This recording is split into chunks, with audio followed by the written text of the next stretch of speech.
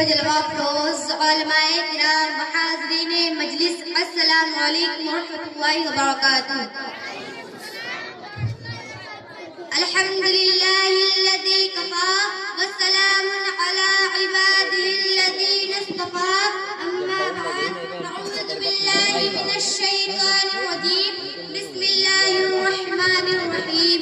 عسى أن يبعثك ربك مقاما محمودا، صدق الله العظيم وصدق رسوله النبي الأمين الكريم، ونحن على ذلك لمن الشاهدين والشاكرين، والحمد لله رب العالمین۔ محترم حضرات، کچھ عرض و معروض سے پہلے نعت پاک کی چند اشعار پیش خدمت ہے، سماعت فرمائیے اور ایک بار درود پاک پڑھ لیجیے۔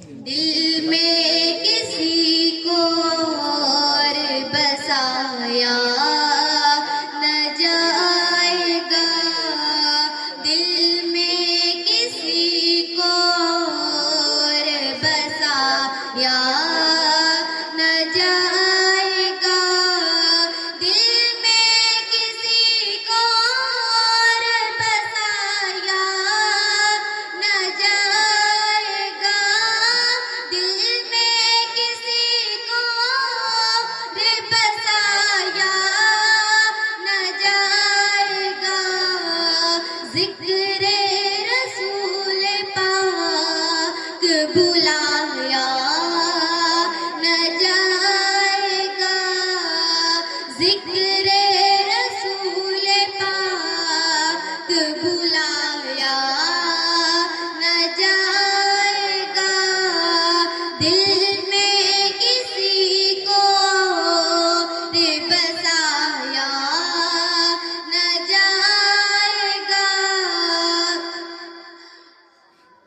مانے گا ان کی بات خدا حشر میں نصیب، مانے گا ان کی بات خدا حشر میں نصیب، بن مصطفیٰ خدا کو منایا نہ جائے گا، بن مصطفیٰ خدا کو منایا نہ جائے گا، دوزخ میں تو کیا، دوزخ میں تو کیا میرا سایہ نہ جائے گا، دوزخ میں تو کیا میرا سایہ نہ جائے گا، یوں کی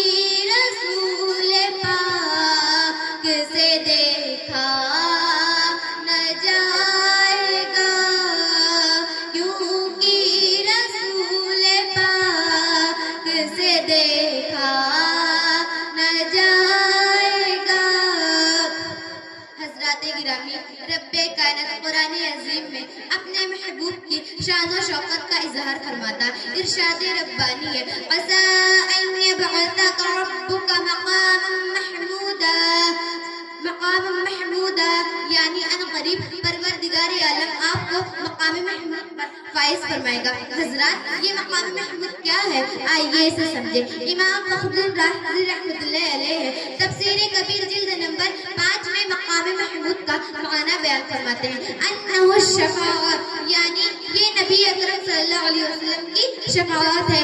مسلم شریف جلد اول باب دعائے نبی صلی اللہ علیہ وسلم میں ہے، فرفع یدی وقال اللهم امتی امتی وبكى، فقال الله عز وجل يا جبريل اذهب الى محمد وربك عالم فسأله ما يبكيك، فأتاه جبريل عليه السلام فسأله فأخبره رسول الله صلى الله عليه وسلم بما قال وهو عالم، فقال الله عز وجل يا جبريل اذهب إلى محمد وربك عالم إنا سنلقيك في أمتك ولا نسوءك، یعنی ایک مرتبہ صدقہ سرکار اقدس صلی اللہ علیہ وسلم اپنے دونوں ہاتھ دعا کے لیے اٹھائیں اور فرمایا اے میرے پروردگار میری امت اور رونے لگے تو اللہ تبارک و تعالیٰ نے فرمایا کہ اے جبریل محمد صلی اللہ علیہ وسلم کے پاس جاؤ اور تیرا رب خوب جانتا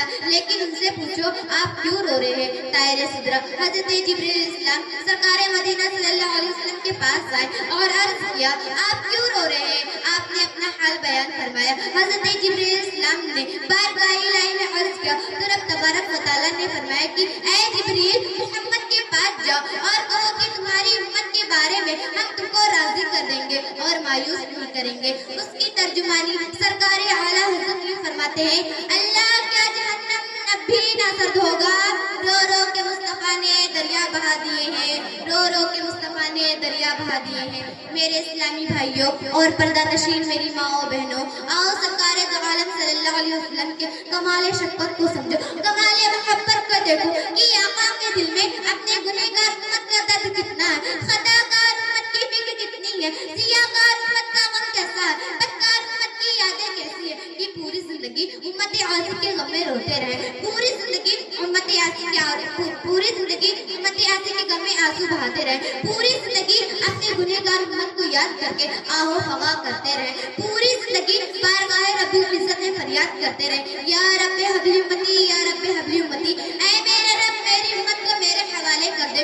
میری امت کو بچا. ایک ماں کو جس قدر اپنی اولاد سے محبت ہوتی ہے اس سے کہیں زیادہ رسول اللہ صلی اللہ علیہ وسلم کو اپنی امت سے محبت ہے. چنانچہ آپ نے بعد ولادت اپنے گنہگار امت کو یاد کیا. معراج کی رات اپنے سیاہکار غلاموں کو یاد کیا. بعد وصال قبر انور میں اپنے خطا خواہ عاشقوں کو یاد فرمایا. صرف اتنے ہی نہیں بلکہ بروز قیامت سب کو اپنی اپنی فکر ہوگی مگر محبوب دو جہاں صلی اللہ علیہ وسلم کو ساری امت کی فکر ہوگی. اس لیے عشق و محبت کے امام فرماتے ہیں کہ جب ماں اکلوتے کو بھولے کہہ کے بلاتے یہ ہے عزیز بچے کو ماں جس طرح تلاش کرے خدا گواہ یہی حال آپ کا ہوگا. حضرات گرامی رسول کریم صلی اللہ علیہ وسلم فرماتے ہیں کہ میں بروز قیامت میں سجدہ ریز ہو جاؤں گا تو اللہ تعالیٰ فرمائے گا اے محمد اپنا سر اٹھاؤ اور کہو تمہاری بات سنی جائے گی. شفاعت کرو کہ تمہاری شفاعت قبول کی جائے گی. مانگو تمہیں دیا جائے گا. رسول کریم صلی اللہ علیہ وسلم فرماتے ہیں کہ میں عرض کروں گا یا ربی متی یا ربی متی تو فرمایا جائے گا جن کے دل میں ایک گندم یا جو کہ دانے کے برابر بھی ایمان ہو اسے دوزخ سے نکال لو. بس میں جا کر ایسے تمام لوگوں کو دوزخ سے نکال لوں گا جن کے دل میں گندم یا جو کہ دانے کے برابر بھی ایمان ہوگا. اب آئی شفاعت کی ساعت. اب آئی ذرا چین لے میرے گھبرانے والے. میں مجرم ہوں آقا مجھے ساتھ لے لو. میں مجرم ہوں آقا مجھے ساتھ لے لو. کہ رستے میں ہے جا بجا تھانے والے. کہ رستے میں ہے جا بجا تھانے والے. اب توجہ چاہوں گی مسلمانوں کی پیارے آقا صلی اللہ علیہ وسلم ارشاد فرماتے ہیں کہ میں ایسے تمام لوگوں کو دوزخ سے نکال لوں گا جن کے دل میں گیہوں یا جو کہ دانے کے برابر بھی ایمان ہو اسے دوزخ سے نکال لو. اے عاشقان رسول اب ذرا غور کیجئے کہ دنیا میں آنے والوں کی تعداد تو اربوں خربوں ہے بلکہ بے شمار ہے مگر یقین جانے کہ دنیا سے صحیح سلامت ایمان لے جانے والوں کی تعداد بہت کم ہے. ایمان پر خاتمہ بہت کم ہے اور جس کا خاتمہ ایمان پر نہ ہوا وہ شفاعت کا حقدار نہ ہوگا. تو آئیے کچھ ایسے گناہ کو سمجھے جو ہمارا خاتمہ ایمان پر نہیں ہونے دیتے. آئیے اسے واقعہ کی روشنی میں سمجھتے. حضرت سیدنا فضیل بن عیاض رحمۃ اللہ علیہ بڑے پائے کے بزرگ ہیں. اولیاء میں ان کا مقام بلند و بالا ہے. اپنے ایک شاگرد کی موت کے وقت تشریف لاتے ہیں اور سورہ یاسین شریف پڑھنا شروع کر دیتے ہیں. سورہ یاسین کی تلاوت کرنے لگتے ہیں. اتنے میں شاگرد کہتا ہے سورہ یاسین پڑھنا بند کر دو. پھر آپ رحمۃ اللہ علیہ نے بلند آواز سے کلمہ شریف پڑھنا شروع کر دیتے ہیں. حضرت سیدنا فضیل رحمۃ اللہ علیہ کو اپنے شاگرد کے برے خاتمہ کا اس قدر سخت صدمہ ہوا کہ 40 روز تک اپنے گھر میں بیٹھے روتے رہے. 40 دن کے بعد آپ رحمۃ اللہ علیہ نے خواب میں دیکھا کہ فرشتے اسے جہنم میں گھسیٹ رہے ہیں. آپ رحمۃ اللہ علیہ نے اس سے پوچھا اللہ عز و جل نے تیری معرفت کس وجہ سے چھین لی؟ میرے شاگردوں میں تیرا مقام تو بہت اونچا تھا. اس نے جواب دیا 3 عیبوں کی وجہ سے. نمبر 1 میں چغلی کیا کرتا تھا. نمبر 2 حسد بھی میرے اندر موجود تھا. نمبر 3 مجھے ایک ایسی بیماری لگ گئی تھی جن میں ڈاکٹر نے شراب پینے کو کہا تھا. اللہ تبارک و تعالیٰ نے انہی نافرمانیوں کی وجہ سے میری معرفت چھین لی اور میرا یہ حال ہو گیا. عزیزان ملت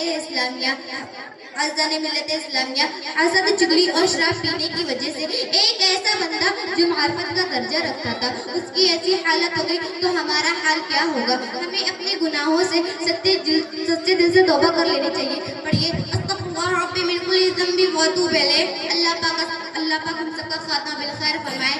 آمین یا رب العالمین. میں اپنی گفتگو ختم کر رہی ہوں. وما علینا الا البلاغ. السلام علیکم ورحمۃ اللہ تعالی وبرکاتہ. سبحان اللہ، ماشاء اللہ، بہت اچھا پیش کیا.